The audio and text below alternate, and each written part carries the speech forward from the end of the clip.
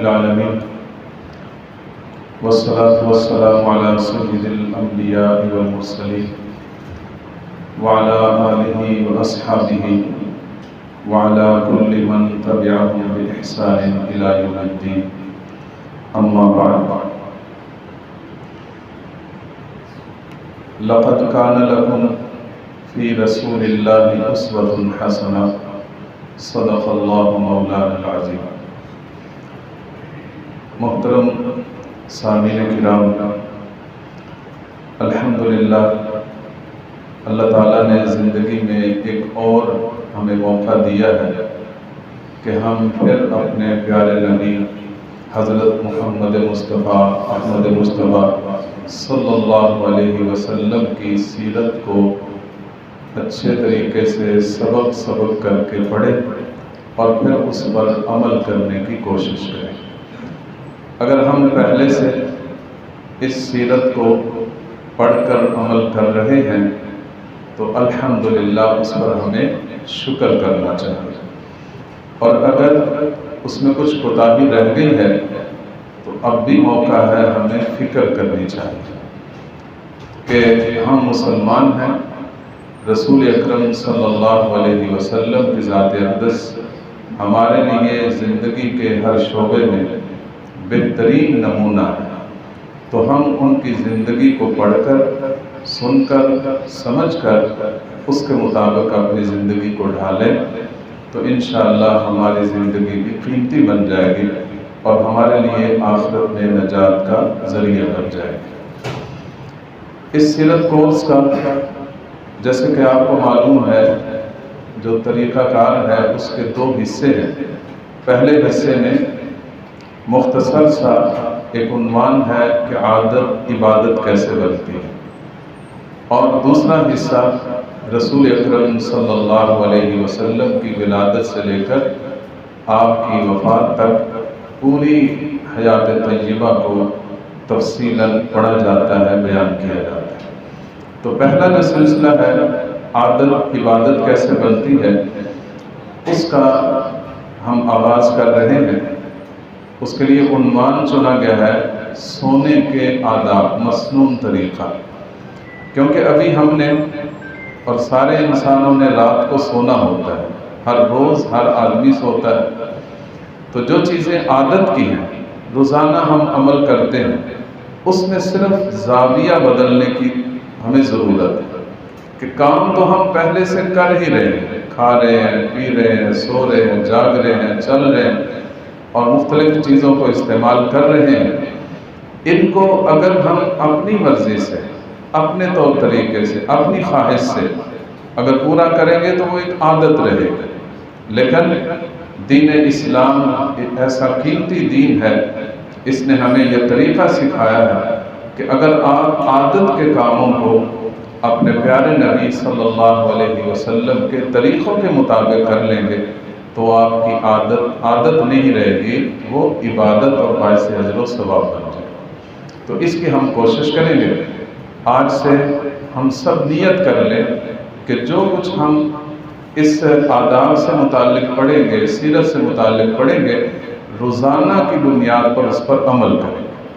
تو آج جو بھی ہم میں سے جو بھی جا کر سوئے، جو یہاں موجود ہے یا دور بیٹھے میڈیا کے ذریعے سے بات سن رہے ہیں، تو سب اس بات کا ارادہ کر لیں کہ آج ہم نے سنت کے مطابق سونا شروع کر دیا. تو انشاءاللہ ہمارا یہ سونے والا عمل عادت نہیں بلکہ عبادت بن جائے. اس کے لیے چند چیزیں جو احادیث سے رسول اکرم صلی اللہ علیہ وسلم سے مروی ہیں وہ میں عرض کر دیتا ہوں. سب سے پہلی بات کہ رسول اکرم صلی اللہ علیہ وسلم کا یہ معمول تھا، بخاری شریف کی روایت ہے کہ ان النبی کان یکرہ النوم قبل العشاء والحدیث بعدہ، کہ حضور اقدس صلی اللہ علیہ وسلم عشاء کی نماز پڑھنے سے پہلے سونے کو پسند نہیں کرتے تھے، اور عشاء کے بعد بلا وجہ سونے میں تاخیر کرنا، بلا وجہ بیٹھ کر باتیں کرتے رہنے کو بھی پسند نہیں کرتے. ہاں اگر دین کی بات ہو، جیسے ہم ابھی عشاء کی نماز کے بعد دین سیکھ رہے ہیں، سیرت سیکھ رہے ہیں، تو یہ ایک قیمتی چیز ہے، اس میں کوئی حرج کی بات نہیں۔ لیکن جو دنیاوی باتیں بلا ضرورت اپنے سونے میں تاخیر کرنا، یہ رسول اکرم صلی اللہ علیہ وسلم کو پسند نہیں تھا۔ تو اس لیے آج سے ہم یہ معمول بنائیں گے کہ بلا وجہ ہم سونے میں تاخیر نہیں کریں گے، بلکہ جلدی سونا۔ جلدی سونے کے فائدے یہ ہیں کہ ہم صبح فجر کے لیے آسانی سے اٹھ سکیں گے، بلکہ اگر اللہ تعالیٰ توفیق دے تو تہجد کے لیے بھی ہم اٹھنے کے لیے تیار ہو سکتے ہیں۔ تو اس لیے سونے میں تاخیر نہ کی جائے۔ دوسری بات کہ رسول اکرم صلی اللہ علیہ وسلم کا یہ فرمان ہے، اغلق الباب، سونے سے پہلے دروازے بند کر۔ دروازہ بند کرنے کے ساتھ ساتھ بعض احادیث میں آتا ہے کہ اللہ کا نام لے کر بسم اللہ پڑھ کر دروازہ بند کرو۔ اس کا یہ فائدہ ہے کہ کوئی شیطان، کوئی جن، کوئی اس طرح کی مخلوق جو تکلیف دہ ہے وہ آپ کے گھر میں داخل نہیں ہو سکتی۔ تو بسم اللہ پڑھ کر اپنے دروازے کو بند کرو۔ تیسرا، اس بات کا خیال رکھنا کہ جتنے گھر میں استعمال کے برتن ہیں ان کے بارے میں حضور اقدس صلی اللہ علیہ وسلم نے ارشاد فرمایا، غط الاناء وأوعوا السقاء، کہ جتنے برتن ہیں ان کے اوپر ان کو ڈھانک دو، اور اسی طرح اگر مشکیزہ ہے، جیسے آج کل ہم بوتلیں وغیرہ یا کوئی کین وغیرہ جس میں پانی رکھتے ہیں، تو ان کے ڈھکن کو بھی اچھی طرح بند کر دو تاکہ آپ کے ان برتنوں میں کوئی موذی جانور، کوئی اس طرح کی تکلیف دہ چیز اس میں نہ آ سکے۔ اسی طرح تیسرا ادب یہ سکھایا گیا ہے کہ اذا نمتم فاطفئوا سروجکم، کہ جب تم سونے لگو تو اپنے چراغوں کو بجھا لیا۔ اور آج کل چونکہ چراغ تو نہیں ہے، لائٹ ہے، تو بلا ضرورت جو لائٹیں ہوتی ہیں ان کو بجھا لینا، اس سے آدمی کی نیند میں سکون آ جاتا ہے اور آدمی پرسکون ہو کر سوتا ہے۔ تو اس لیے ضرورت سے زائد لائٹ وغیرہ بند کرتے ہیں۔ اسی طرح یہ بھی ارشاد ہے کہ اذا اتیت مضجعک فتوضا وضوءک للصلاۃ، کہ فرمایا کہ جب تم اپنے بستر پر آؤ تو اس پر آنے سے پہلے تم اس طرح وضو کر لو جس طرح تم نماز کے لیے وضو کرتے ہو، یعنی باوضو ہو کر سونا۔ یہ بھی نبی اکرم صلی اللہ علیہ وسلم کی تعلیمات میں سے۔ اسی طرح فرمایا کہ اگر ہاتھ میں چکناہٹ ہے، کچھ کھانا کھایا ہے اور ابھی ہاتھ دھوئے نہیں ہیں، تو اسی طرح چکناہٹ والے ہاتھوں سے نہ سوو، بلکہ اس چکناہٹ کو دھو کر سونا۔ اور اسی طرح فرمایا کہ بستر کو جھاڑ کر سونا۔ بستر جھاڑنے کا ایک طریقہ رسول اکرم صلی اللہ علیہ وسلم کا جو معمول تھا وہ یہ تھا کہ اگر کوئی اور کپڑا نہیں ملتا تھا تو تہبند کا ایک کنارہ، اس سے آپ بستر کو جھاڑ لیتے۔ اور جھاڑنے میں حکمت یہ بیان فرمائی کہ شاید ہو سکتا ہے تمہارے بستر سے جانے کے بعد کوئی موذی جانور اس میں گھس گیا ہو، تو آپ کے بستر جھاڑنے سے وہ ساری رات کی جو نیند ہے وہ موذی جانوروں سے محفوظ اور نبی اکرم صلی اللہ علیہ وسلم کی سنت کے مطابق ہو۔ اسی طرح یہ بھی معمول تھا نبی اکرم صلی اللہ علیہ وسلم کا کہ کان النبی یکتحل قبل ان ینام بالعصمت، آپ عصمت سرما آنکھوں میں لگا کر سویا کرتے۔ آج کل تو لوگوں نے سرما ڈالنا ہی چھوڑ دیا ہے، اور یہ جو سرما ہے یہ خاص طور پر جو عصمت سرما ہے اس کے بارے میں حدیث پاک میں آتا ہے کہ یہ پلکوں کو بڑا کرتا ہے، آنکھوں کی بینائی کو صاف کرتا ہے، اور آدمی کی قوت جو بصارت ہے اس میں طاقت لاتا ہے۔ تو اگر عصمت سرما مل جائے، جو عام طور پر سعودیہ سے بڑی آسانی سے مل جاتا ہے، اسے استعمال کیا جائے سنت سمجھ کر۔ اسی طرح اس بات کا بھی اہتمام کرنا